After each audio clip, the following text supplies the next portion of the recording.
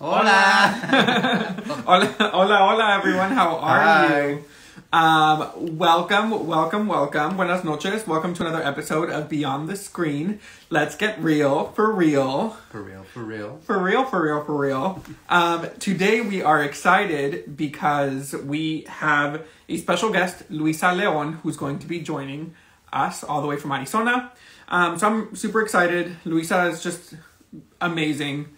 So I'm excited for folks to get to know her a little bit better, and we share a lot of the same following. So a lot of you may already know her, but her name is Luisa, and we're really excited.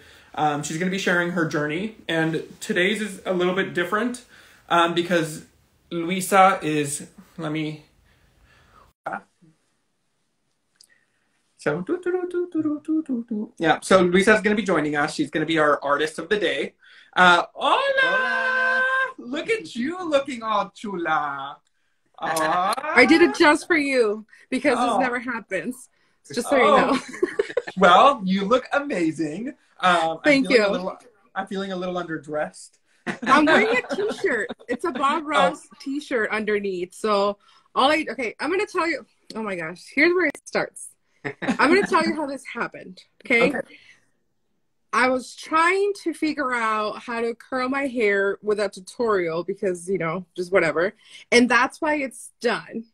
And then I did my makeup, of course, for this. But then this that looks professional happened because I ordered these things from a friend of mine, Ring Around the Rosie, and they're like brooches, see? And they're so cute. So I really wanted to see what it looked like with a jacket. So I put on the jacket for the... You can't see.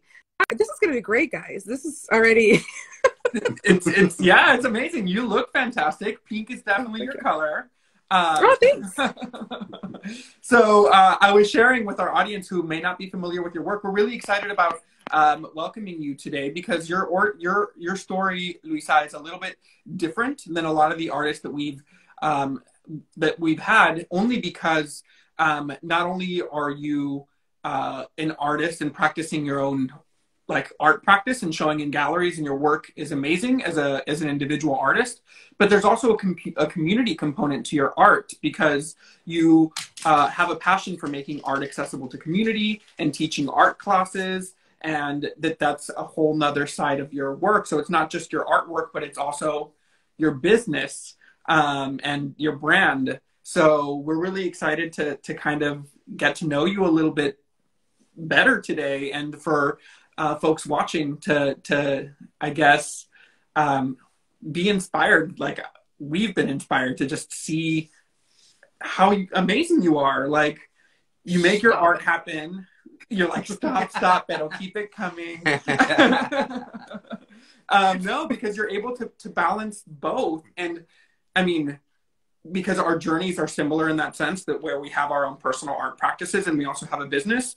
Girl, I know that shit is not easy. Like, I know it is not easy. So, like, hats off to you. And to you. You did the same thing. So to you as well. Oh, yeah.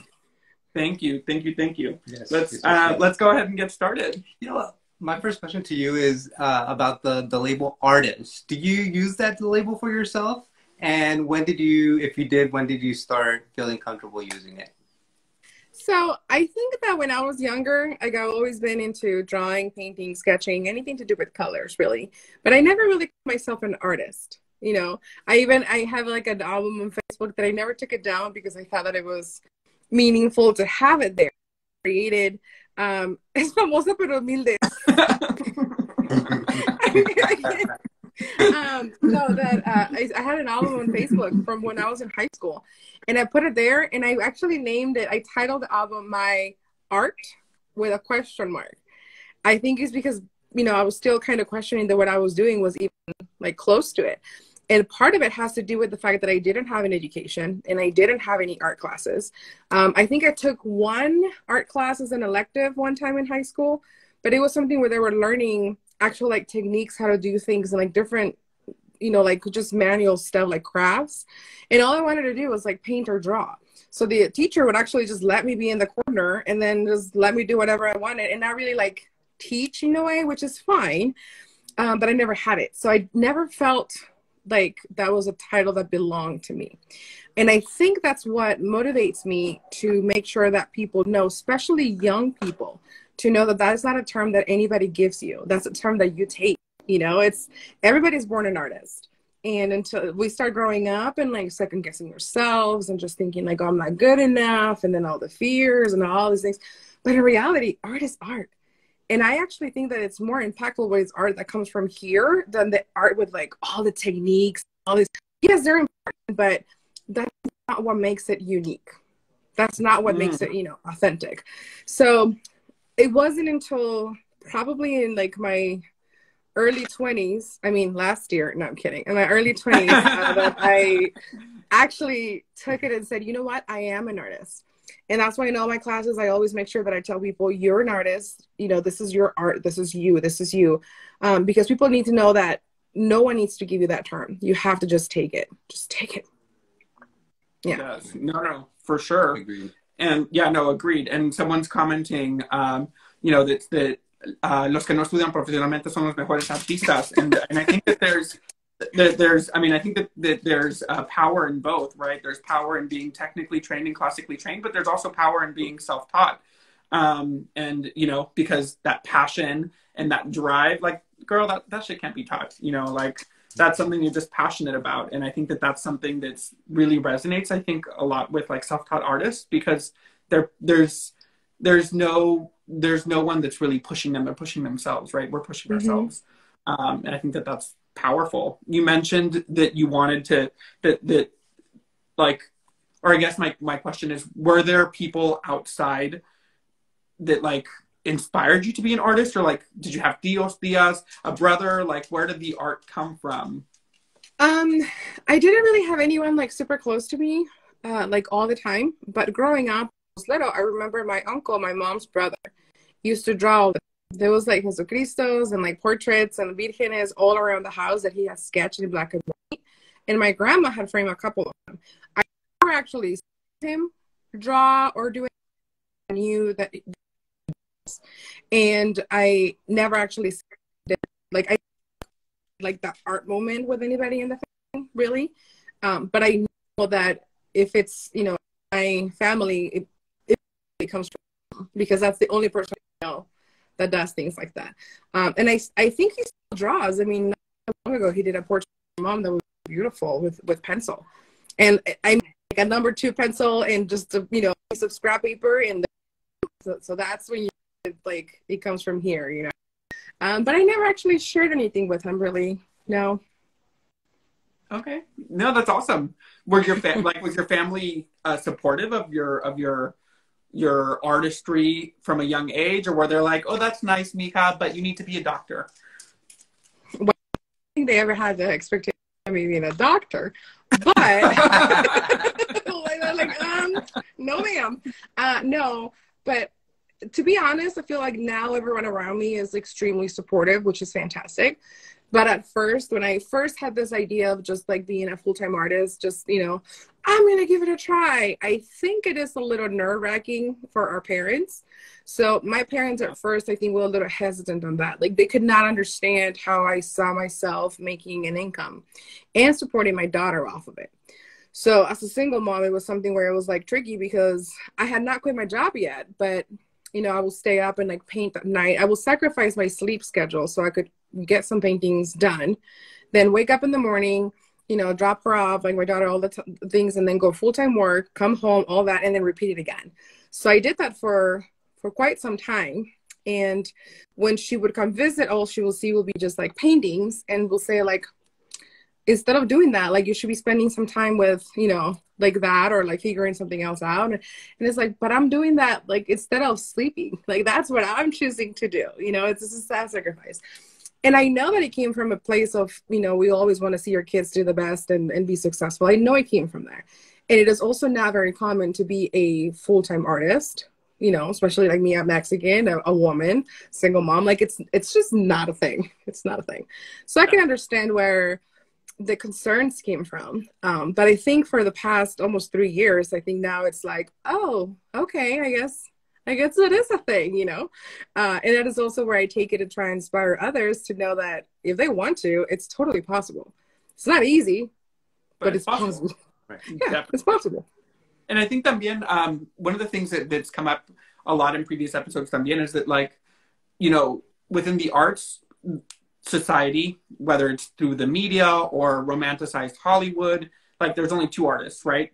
The super famous, uber successful, like, artists, and then the starving artists. And then the narratives, like your narrative, don't get told, right? And like you're saying, it's not necessarily that it's easy, but you're strong and you're powerful and you're amazing and you're making it happen for you and your daughter and your family, you know? Like, mujeres are just so powerful, and I'm always so inspired to, like, hear stories, because it's just like, I mean, honestly, I don't have children, but if I had children, I don't think I could do it, you know? And I think that, like, I don't know what it is about, and not to say that there's not single fathers that also make it happen for their children, but, like, I'm just really inspired by you. And I think it's important that the stories like yours get told, because, you know, it's not just the two ends of the spectrum, the super successful and then the starving artists. Like, there's artists who are able to make it full time, you know, and you're doing that. So, and I think even like on top of that too, like having a business that actually uses art as a platform to bring people together, to talk about mental health, and to really like carve space for people to actually spend time by themselves. And I think that as well, coming from a migrant family, I feel like it's always been about work. And the time that you do have off, it's like you either are watching novelas as a family, and there is no real solo time, right? Like, there's no real space for you to practice. So like I feel like that's one of the overlaps that we have as far as Comalito and your business as well. Yeah. And maybe you can continue with like how those things overlap. Yeah, I mean, and I think that you're absolutely right. And I think that a lot of the time, as you know, I'm just gonna throw it out there. Like, a lot of the times, it wasn't intentional for us to be like, we're gonna teach art classes, and then those art classes are also gonna be mental health. Like, that kind of happened, you know, like those Happy Bob Ross accidents, like that happened. Because then I realized how therapeutic it was for me, and if it was therapeutic for me, then it must be therapeutic for, you know, some of the folks watching. Like, that's how it started with me for quarantine, with my classes. Like, the classes that I did, painting labs with Luisa, it started honestly at first, like the very first night was mostly for my mental health. It was because I needed, first of all, people, and secondly, to create. And I needed a sense of like consistency. I had lost, you know, all of the gigs and everything that I had going on. So it was like, I needed that sense of consistency. And like the first night, almost no one joined, and that is okay. You know, the second night, I guess they were telling stuff. Time that I was having over 100 people every night, as you know, hundreds watching the next day and like saving, and then the consistency, the art impact that it has. You know, I made sure that I would tell my students every time, make sure you're supporting the art programs in schools, because what this is doing for you right now, it's the same effect that it has on kids as they're growing up. Having art in their schools is so important to like release things. But did I think I was going to do 100 consecutive classes on Instagram? No, that was not the plan. Did I know that it was going to get to that big platform and build this community and so many friendships within the classes? So people that are now like super close friends because they met through the classes? I had no idea. And I think that's where things are just even more beautiful, where they just flow naturally and they just happen. It's definitely one of the like the blessings and the gifts that we get to see, where community connects amongst themselves, and they're just finding each other on this path that it wouldn't happen without the art. Oh, so yeah. I think that's like the beauty in it all, for sure. No, definitely, and that kind of keeps you going, right? Like, at least for us, like when I'm feeling like, oh my gosh, like, is this really the right path? And then you get like that student that messages you and they're like, tonight was amazing, and thank you so much. I was having a really rough day, and, you know, your class just grounded me and brought me back to where I need to be. Like, you know, like it just is like, okay, I'm on the right track. Let's stick this through. It was, man, I honestly, for the 100 nights that I did the classes, I think I cried every day.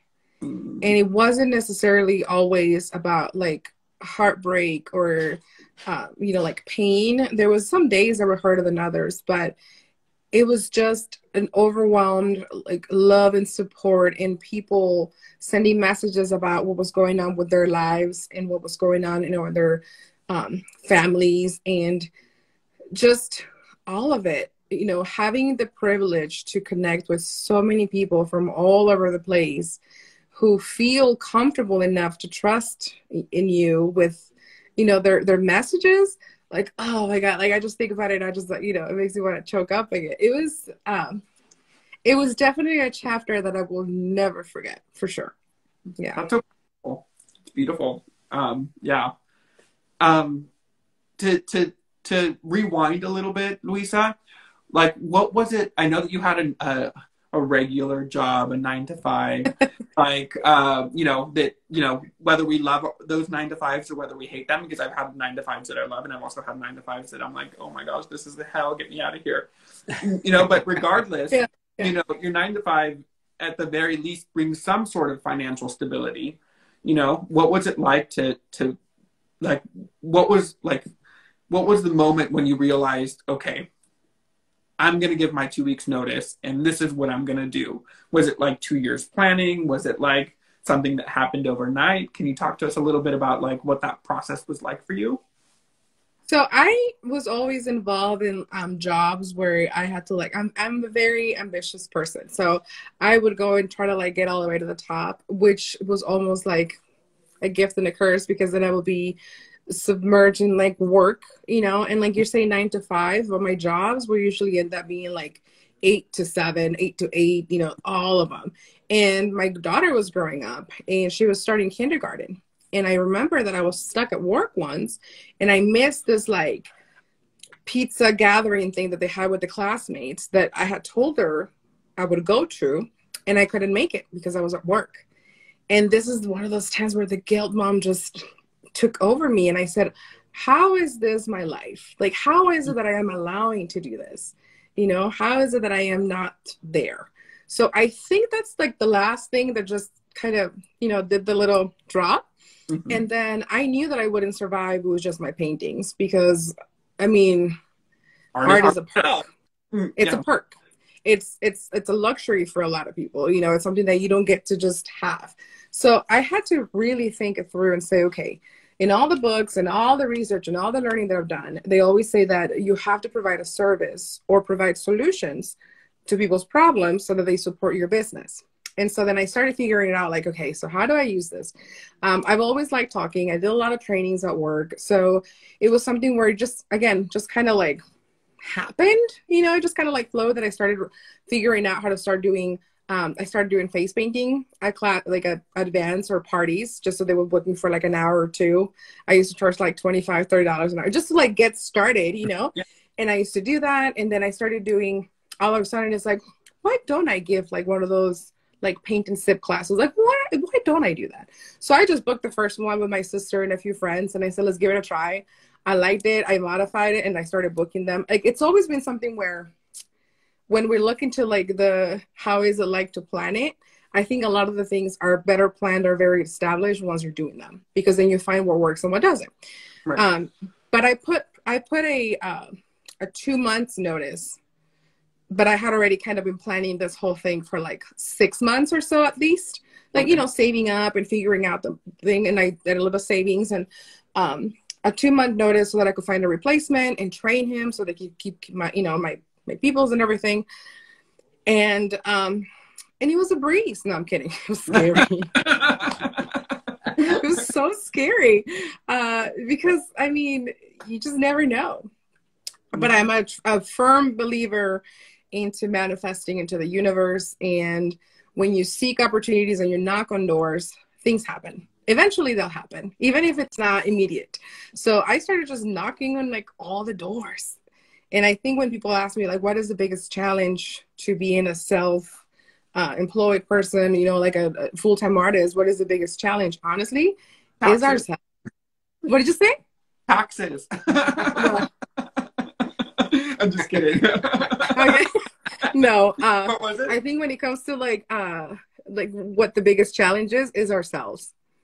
Because sometimes we're just like too afraid of going and actually knocking on the doors or claiming the space, claiming the air. You know, you're still looking at your art next to others artists and you're like, ooh, imposter syndrome hits, you know.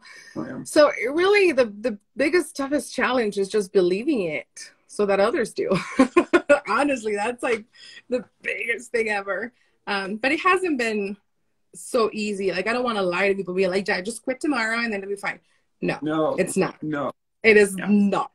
But it is definitely worth it. You know, if I'm like working 8 to 7, 8 to 8, at least I'm doing it for me, and I'm doing it at home where my daughter is at, and she helps me and she sees me and she's inspired by it. And so it's a much different environment. Yeah. Did I answer your question? I didn't like. No, yes, absolutely. Actually, you're leading me like to want to go to all of these other places. Number one, cuando sale tu libro? Clearly you need to write a book. You don't even know the whole story. I mean, this isn't even like enough time. My gosh. Well, honestly, that's why you gotta write a book. I know, right? I need like connections with like a publisher or someone, because I do have a story for sure.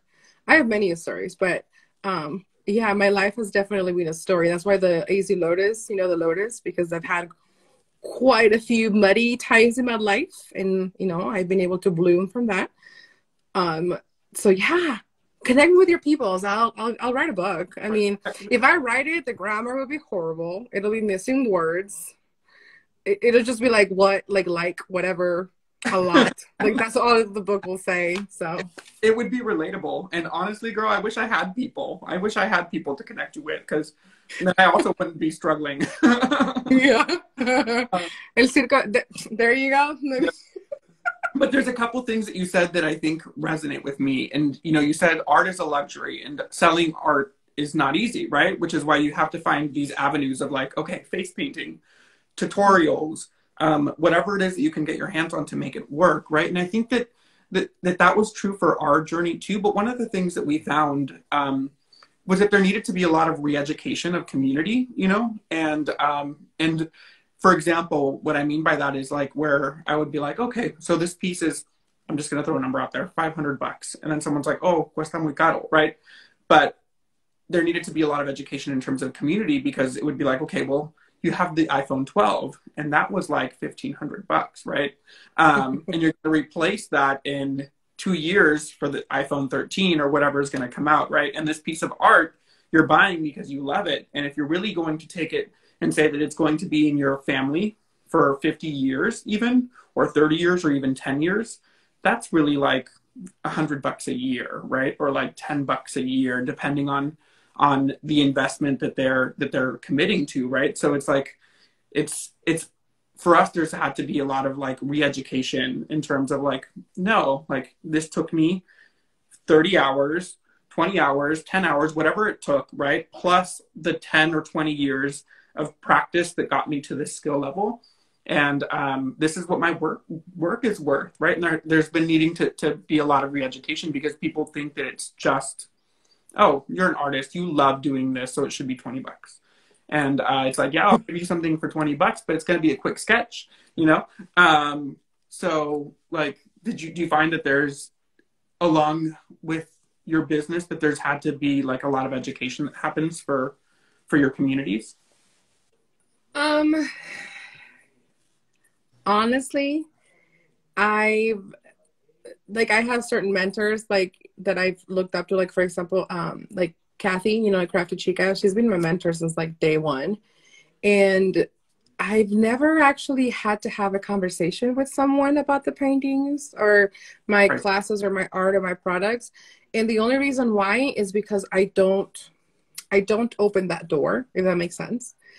Usually if they say like, oh, how much for this?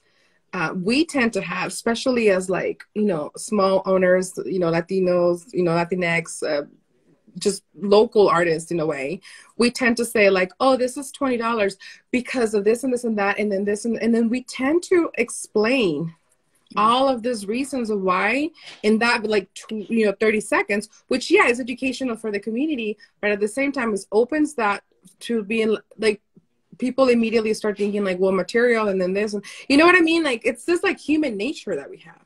So I remember one time that Kathy was like, your price is your price, you know, and whoever is ready will take it. And I think it just kind of stuck with me. So I've always just been able to just say like, oh, it's so much. And then they say like, oh, it's outside of my budget. No, no problem. Like, it's totally okay. And actually some of my patrons, some of my collectors, they do it with like payment plans or something. And I'm okay with it. Like, I'm not trying to give me all your money right now. Like, if you need to pay me in like the next 5-6 months, that's fine. If this piece belongs to you, it belongs to you. And so if someone feels like they can't have the piece or they can't really get it, I feel like that is not the home for the piece, if that makes sense. So like, you know, it'll find its home eventually. But at the same time, that's why I like producing things where it's like, you know, like stickers or prints or like the bags or things where it's like more, you know, just more accessible, that you're not going to sit there and look at the painting all day, but maybe you have a little, you know, phone grip or something that you look at it like every single day, you know? Yeah. There's different ways of doing it. And I also think that the community is being more aware now of the work that it takes to create something. Just an abundance mentality, you know, if it's not today, it'll be tomorrow. No hard feelings. It's just, I don't know if I'm explaining it the right way. No, I'm like, oh, that totally makes sense. That totally makes sense. And I think that's, I mean, I completely agree with you 100%. And I think that my question was maybe more geared towards not education in terms of like negotiating your price with art, but more in terms of like our society in general values technology more than they value art, right? We value more than we value art. We value almost everything more than we value art, right? And when it comes to like paying for art, like there has to be, I think, that education component where we need to train society to be like, art is worth investing in. The artist is investing in, and this is why they're worth investing in, and not necessarily like an individual client, but more like the community, right? And I think that for us, when it happens, it's not necessarily with like someone questioning about a piece of art, but more because, and maybe ours is different because the art that we showcase is of multiple artists, but more conversations about like, oh, ¿por qué esta pieza cuesta, you know, 25? This pieza over here is like 150. Makes sense. You know, it makes total sense what you're saying. It makes total sense. And just like you said too, like with the investment, like people tend to either like they won't buy a certain art for a certain price unless it's already like hyped up. You know, like it's already like a popular, like famous person, then no problem. Let's drop all the money, right? Which is fine, good. Like this is what they've worked for. Or like the banana with the tape kind of a thing. You know what I mean? Like this is what I'm talking about, right? Right. But then at the same time, it's like you're saying, it is like that case when you order like so many things off of, you know, online, but then it's like $3 shipping. You're like $3 shipping, and then you don't get it because you don't see the value of the, you know, the things getting to you without you going to pay gas, kind of a thing. That's how I see it. I think it's going to be a constant struggle because there's people out there that really appreciate art, and there's others that don't see the art value yet. I'm sure they will. They just don't see it yet. You know, crossing things. Oh my God. Yeah, no, for sure. Because it's, I mean, I think it's important. But, you know, one thing that and as queer men, and like, I think that one of the positive things is that at least this year, or not this year, in the last few years, artists of color, women's art, and queer artists are being at least collected and showcased a little bit more. You know, we're definitely nowhere near where we need to be, but at least that there's like this push to like honor women, honor queer folks of color, and honor Black folks.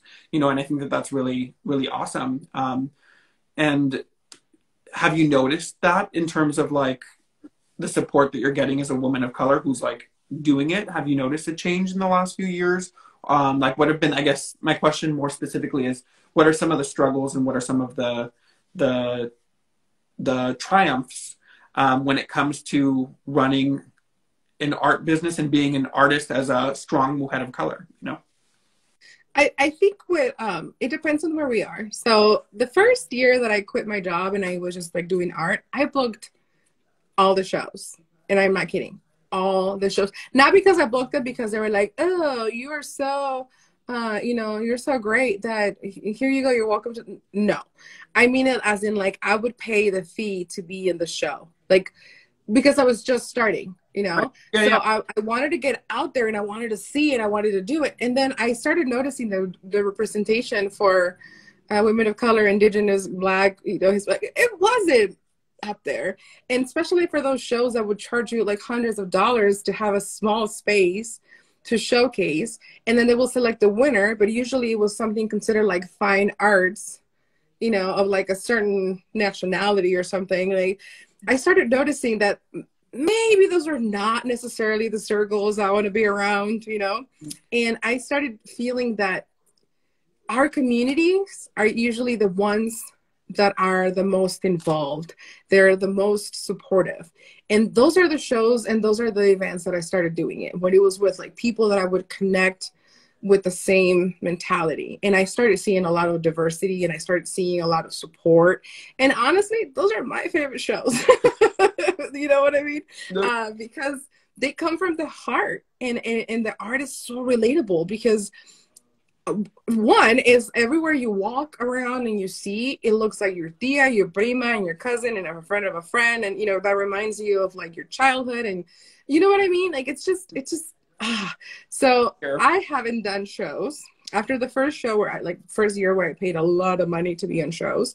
I told myself, no shows if it's more than like maybe $50 to be there, because I know sometimes you have to pay for the space for logistics and stuff. Like, so I was saying, if it's more than that, I will not do it. And so I stopped doing shows like that at all. And if I did any, it was because either the fee was just for the space and I would respect that, or they would invite me just to be there. Definitely. And I have loved seeing the growth of, you know, more representation. There's actually like a group of people that you see at shows and like your family now, you know, it's really cool. I really wish that the representation was even bigger, but I'm sure we'll get there. I think that's what we're doing. Mm-hmm. We're trying to take part on and making that as a change. So if it is allowing others to showcase with us, you have the space to showcase for others. Just promoting every day, you know, showing up in the Instagrams like you do, or just sharing with people, recommending to others. Sometimes I get people that are like, hey, can you do this for me? And I could try, but it's not my specialty. And I know at least 2 other artists that will really do a great job for you. And then it's, you know, I can direct them in different places. I think this is where we can take a part as artists to support others and make sure that that representation is out there. It's all like, hopefully when my daughter is older and she wants to be an artist, she doesn't have to fight as hard or pay as much, you know, those fees. Crazy. Yes. Some of those shows were like $350 to have a very small space. Mm-hmm. And then I started thinking, like, how many stickers and prints do I have to sell to make the fee back up? Just to make it up. Honestly, your fee, girl, your application fee was paying the reward of the winner of the juried exhibition. Like, basically that, you know, but yeah, I mean, those spaces are insane. I'm just kidding. I'm like, oh, no, I know that. I'm totally kidding. No, but we've all been there, you know, as artists, mm-hmm. like emerging artists. Yeah, at first you have to like, right, tocar el agua, you know what I mean? Yeah. Con el corazón todo abierto, thinking I have a chance, only like to never win. And they pass through your art, and they're just like. And they keep walking, and I'm just like, because obviously, like, look at all this color, you know? It's not necessarily like, oh, yeah. And then I've been told multiple times. That'll be the conceptual art, right? People walking away from your art. Snap a picture. Seriously. I've had people actually walk by my art in places, and they just look at me like, not for me, but okay. Like, I've actually had people say it out loud. And you're just standing there like, what? Thank you. Yeah. Do I appreciate honesty or I actually do. Like, I actually do. If it's not for, you know, it's not for everybody. Yeah. I think it would be, there's so many different types of arts and concepts that it's impossible to have everybody like it. It's just not a thing. No, for sure. No, I completely agree. And so as we're getting close to wrapping up, if folks who are joining us today, if you have any questions for Luisa, please feel free to type them in the chat. And as you type any questions, one question for you, Luisa, is, I mean, this has been a great talk. I've been like, my cheeks hurt from laughing so much. Sorry. But no, I mean, I'm apologizing because I tend to talk a lot more sometimes. So, okay, go. I need like a timer, like a game show. You got 20 seconds to answer. Okay, go. Right. A minute and 20 seconds for this question. Then we're moving on to the next one. No, I'm just kidding. What's the funniest art-related story? It can be either you or something that you experienced with another artist. What's a funny art story that you'd like to share with us? Well, I know my art sister is here because she commented a couple times. My art sister is Awkward Mommy Art. So if whoever's watching this, you get to follow her. Beautiful art. You know, she is, words are not, Uncle Rob, quit it.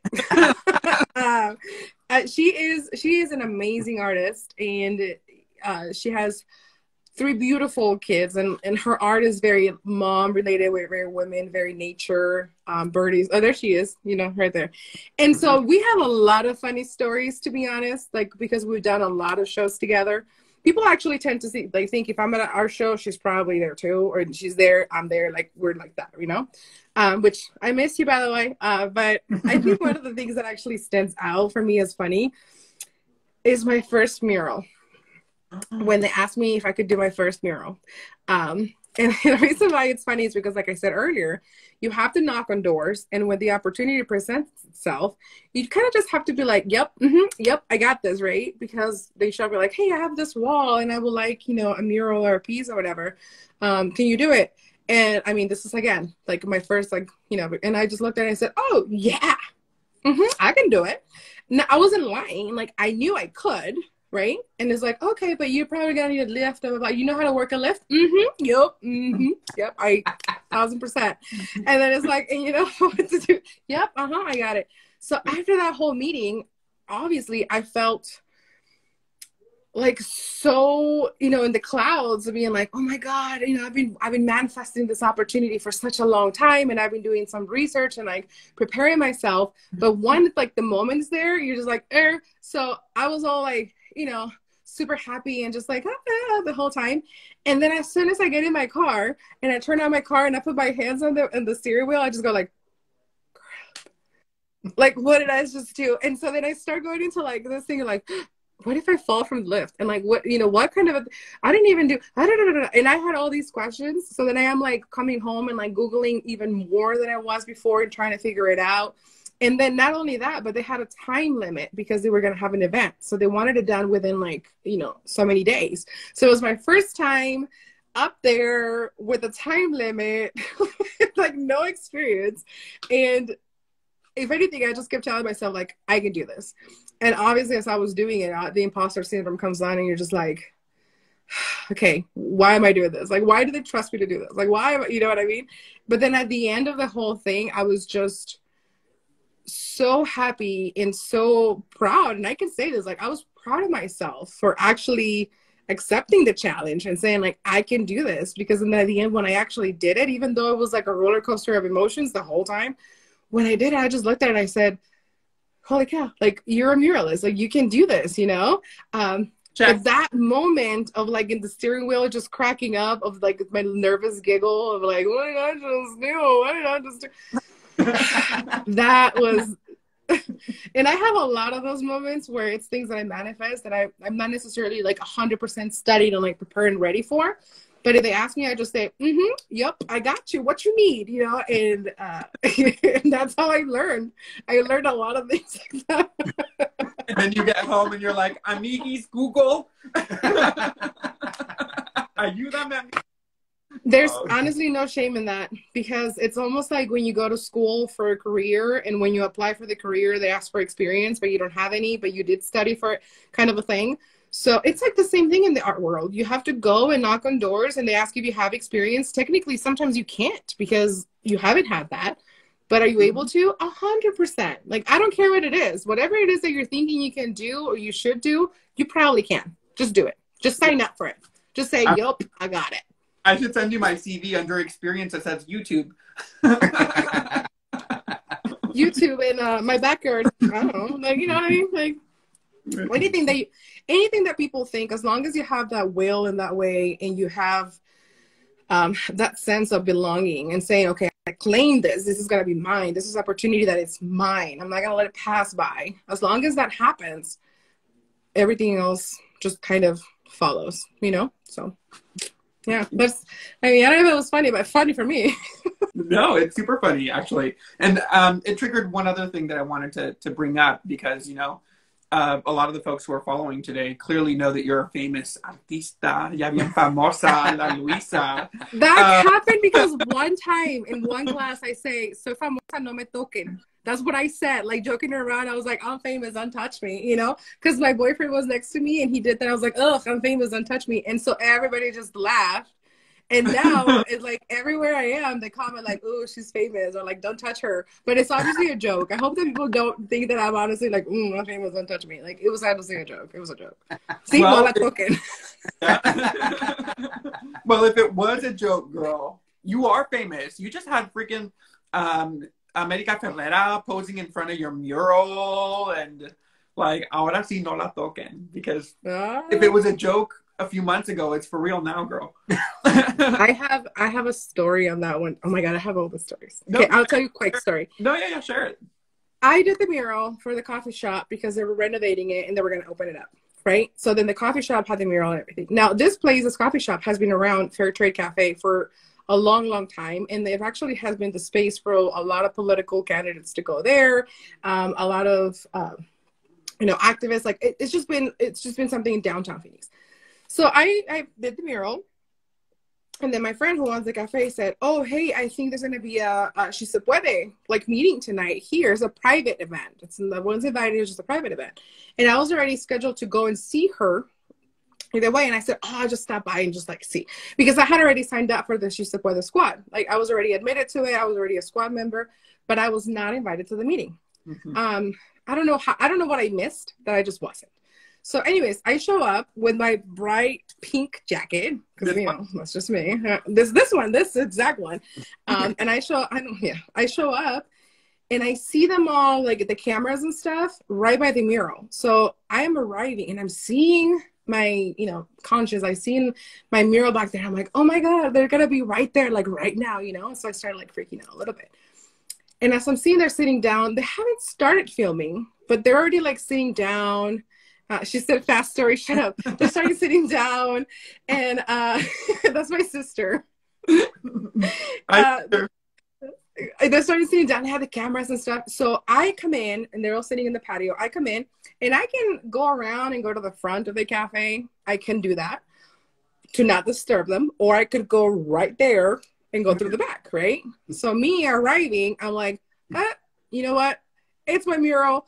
I'm going to walk this way. It haven't even started. So I'm walking this way. And then Elsa Collins, who is also one of the founders of Si Se Puede, sees me walking in. And she's like, "Hey, are you here for the event?" And I was like, "Well, no, but I'm glad I'm here, you know?" And then she's like, "Do you want to just sit down? Sit down and be part of it?" And I was like, "Sure." Again, me, who always says yes, you know, I'm like, "Sure, I'll sit down." So I sit down. They, like, you know, like with the mask and everything. They start going on. America Ferrera start asking questions. And then they say, "You want to come up and say a story?" to everyone. So then Elsa always looks at me and she says, "Do you want to go up and talk too? Do you want to ask a question?" And I was like, yes. Like, yes.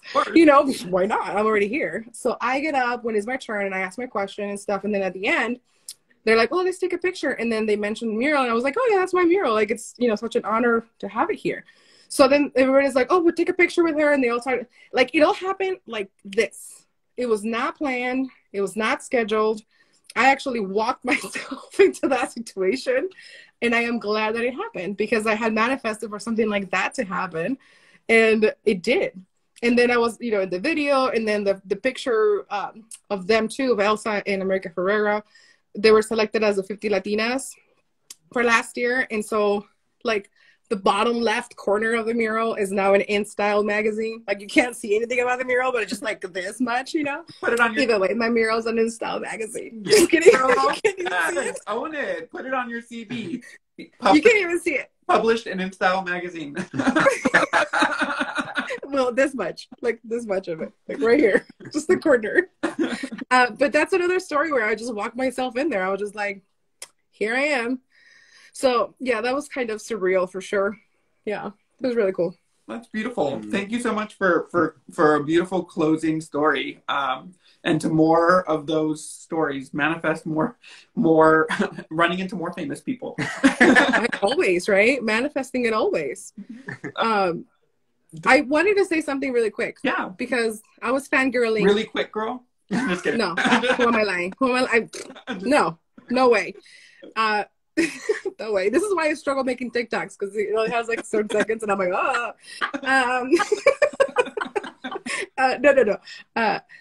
Crystal Galindo. I know that you know her, you have her work. She was part of the show. She was with you in one of these episodes.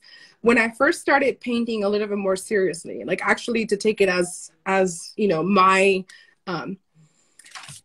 job in a way, and like daily creating, I found her on Instagram randomly, and I became just so mesmerized by her videos and her paintings and her art and the way she would just spread the paint, that actually, without even knowing her, I messaged her a few years ago just saying like, I love your work. And then there would be days where she wouldn't post anything, so I'd be like, hey girl, I miss you, where you at? Like literally just randomly, me being a creeper, I would do that. Which is not a creeper if you admit to it. So anyways, I was like, where you at? I miss you. And then she would come back and be like, oh girl, you're so sweet. So we connected. We never met. We never did anything like that. But to me, it was one of those like joy moments, seeing that now life has connected us through you, that I can say like, we are colleagues, we're sisters in the art, and now we're, friends on TikTok, and she's very supportive there too. And it's just like, I just wanted to give like a shout out, because she probably doesn't really know this, but she was a huge inspiration for me when I first started. Like literally, I was like, oh man, one day I want to do what she's doing. You know what I mean? Like that. And so I think that it's important to tell others when they play their role in your life. So I wanted to use this platform to say, thank you, Crystal. Thank you. Oh, she's a good friend of ours. We know her personally. We'll make sure that she's, so. I mean, she. Tell her I was fangirling. Oh, that's a beautiful story. Thank you, también, for sharing that. And yeah, and now I understand why you don't post on TikTok. Thank you. It's too short of. I can't do it. Si ya saben cómo soy, ¿para qué me invitan? You guys already know I am. All right. To close, unless we're getting another story, which we're here for again. But to close, is there anything, Luisa, that you want to plug? Any classes coming up? Any shows? Anything that you would like to share with folks? Yeah, really quick. No, okay, sorry. I have classes coming up. I know you share them. I posted all the classes coming up for the next 2 or 3 months. I have my classes that are just my regular painting classes, and then I'm also starting something called Sessions of Color, which is basically what we're talking about, and how art can be a certain release, like therapy, mental health. And so Sessions of Color is a space where it's like creating intentionally, where people can feel comfortable with a safe space to create and understand a little bit more of the subconscious, or use the art that we're having through that class, those brushstrokes and those symbols, to rewire in a way our fears and our way that we have like this like restrictions in our mind, So I've been doing a lot of studying on that and learning, and a very amazing book by Dr. Shirley Rajev that I learned from, and I wanted to spread it. Like, I'm not an art therapist. I'm not claiming to be this like art therapy or anything like that, but I do know the value and the importance that art has. And so it doesn't have to be like super serious where it's like, no, it doesn't have to. You can still have the same sense of like, easiness and like freedom, but a little more intentional. And hopefully this helps others, especially during this time, to just release this like stress and struggle. So Sessions of Colors are listed on my website, and I have my painting classes. I have a lot of merchandise in there. I have paintings, originals, prints, all of that. And then I'm going to be having prints of the most recent work I did with the heart and the lotus, the No Heart, No Lotus, on Wednesday. And then my mugs are here, so I can start selling those too. Yeah. And for those of you who don't know Luisa's handle, I know it now. Arizona Lotus Art. Arizona. Yes. That always happens. The first one was Mas Masa. She was like, oh yeah, it's Hazlo Tus Art. And I was like, I get it. I can see how. But it's an Arizona Lotus. I'm like, I can see how, but no. On Instagram and also your website. So thank you all for tuning in. Give Luisa a follow if you don't already. You're welcome. She's amazing. And yes, to manifesting more collaborations with you, Luisa, because you're always. Sure. Always. I really want to say I appreciate you both for what you do. You do a lot of work for the community. And it seems like easy, you know, it just seems like something you're like, but I know it's not. And in case nobody has told you today, you two are wonderful human beings. And thank you for everything you do for the community. And thank you for this space too. Really, you have no obligation, you know, to do this kind of things with like someone like me. So I really thank you. I really appreciate you both. You're very, very kind. And I'm glad this path got us together. Mostly so you can introduce me to Crystal. No, I'm kidding. Girl, I can do that. I mean, there's not a whole lot of name drops I can do because I'm not famous like you, but she is one of the numbers that I have. So that one isn't easy. Like, Crystal, I need you to like do me a favor and connect with I'm going to connect you to a famous person. Her name is Luisa. And once this is over, I will come and I will visit you and we can have an event or something together for the community. That would be great. I don't know what though. We'll have to think about it, but it'll be fun. Once everything is good, you know, like that.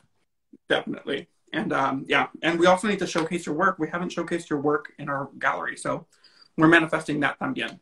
So where do I ship it? I'm just kidding. I'm kidding. Oh wait, girl, wait. Get $300 participation fee. You know what? You're worth it. You are worth it. I will put it there. No. Alrighty, y'all. Pues, entonces, buenas noches. Thank you, Luisa, for being here with us. Thank you. Thank you, everyone else. And we will see you for our next episode of Beyond the Screen next Tuesday. Adios. Thank you, and everybody in the comments. I love you guys. Thank you for the love.